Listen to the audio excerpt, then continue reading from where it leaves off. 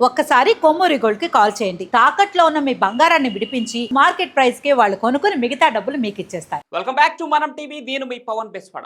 Operation Sindoor తర్వాత సరిహద్దుల్లో బరితెగిస్తున్న పాకిస్తాన్ భారత్ పై దాడులకు విశ్వ ప్రయత్నాలే చేస్తోంది. అయితే పాకిస్తాన్ కుట్రలను ఎప్పటికప్పుడు భారత సైన్యం తిప్పుకొడుతూనే ఉంది. జమ్మూ కాశ్మీర్ లక్ష్యంగా పాకిస్తాన్ డ్రోన్ దాడులకు పాల్పడింది. భారత వైమానిక రక్షణ దళాలు పాకిస్తానీ డ్రోన్లను నేలమట్టం చేశాయి. పేలుళ్ల శబ్దాలు వినిపిస్తున్నాయని, ఆకాశంలో మెరుపులు కనిపిస్తున్నట్లు ప్రజలు చెబుతున్నారు. ఇప్పటికే ఎల్ఓసి అంతర్జాతీయ సరిహద్దు వెంబడి పాకిస్తాన్ ప్రయోగించిన 50కి పైగా డ్రోన్లను భారత్ కూల్చేసినట్లు సమాచారం. సాంబా, ఉధంపూర్, జమ్మూ, నగ్రోటా, అఖ్నూర్, పఠాన్కోట్ ప్రాంతాల్లో పాక్ డ్రోన్లను ప్రయోగించింది. వాటిని ఇండియన్ ఆర్మీ సమర్థవంతంగా ఎదుర్కొని నేలమట్టం చేసింది. ఇక ఎదురుదాడిగా పాకిస్తాన్లో 7 కీలక ప్రాంతాలపై దాడులకు దిగింది భారత ఆర్మీ. కరాచీ, ఇస్లామాబాద్, పెషావర్, లాహోర్లపై పెద్ద ఎత్తున దాడులు చేసింది. ఇందులో కరాచీ టార్గెట్గా దాడులు చేసింది. మన ఆర్మీ చేసిన అటాక్స్ కరాచీ ఓడరేవును నాశనమైంది. అయితే కరాచీని ప్రత్యేకంగా టార్గెట్గా చేయడం వెనుక ఒక వ్యూహమే ఉన్నట్లు తెలుస్తోంది. పాకిస్తాన్ నేవీ ప్రధాన కార్యాలయం కరాచీలోనే ఉంది.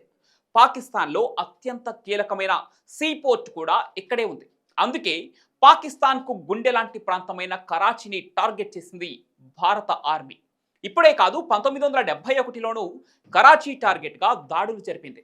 1971లో ఆపరేషన్ ట్రైటైంట్ అనే పేరుతో కరాచీలో దాడులకు దిగింది. అప్పట్లో ఐఎన్ఎస్ నిపట్, ఐఎన్ఎస్ నిర్ఘాత్ క్షిపణి పడవలను ఉపయోగించి పాక్ చమురు నిల్వలపై దాడులు చేసింది భారత్. అందుకే ప్రతి సంవత్సరం డిసెంబర్ 4న నేవీ డేగా జరుపుతోంది భారత్. ఇక 1971 తర్వాత కరాచీపై భారత్ మళ్ళీ ఇప్పుడే దాడి చేసింది. ఈసారి మాత్రం పాక్కు గట్టి దెబ్బ తగిలినట్లు తెలుస్తోంది. మొత్తంగా చూస్తూ ఉంటే కోపంతో పాక్ పిచ్చి యుద్ధం చేస్తూ ఉంటే భారత ఆర్మీ సులభంగా పాక్ను అడ్డుకుంటూనే తెలివిగా పాక్లోని ముఖ్యమైన ప్రాంతాలను నాశనం చేస్తూ వస్తోంది. ఇక ఇప్పటి వరకు పాక్కు చెందిన 3 ఫైటర్ జెట్లను అన్నింటినీ చిత్తు చేసిన భారత్ పాక్ డ్రోన్లు, క్షిపణులు, యుద్ధ విమానాలను నేలమట్టం చేసింది. పాక్ ప్రయోగించిన 8 క్షిపణులు కూడా నేల కూల్చింది. భీకరమైన ఎదురు దాడులకు దిగిన భారత్ పాక్లోని మరో 2 వైమానిక రక్షణ వ్యవస్థలను నిర్వీర్యం చేసింది.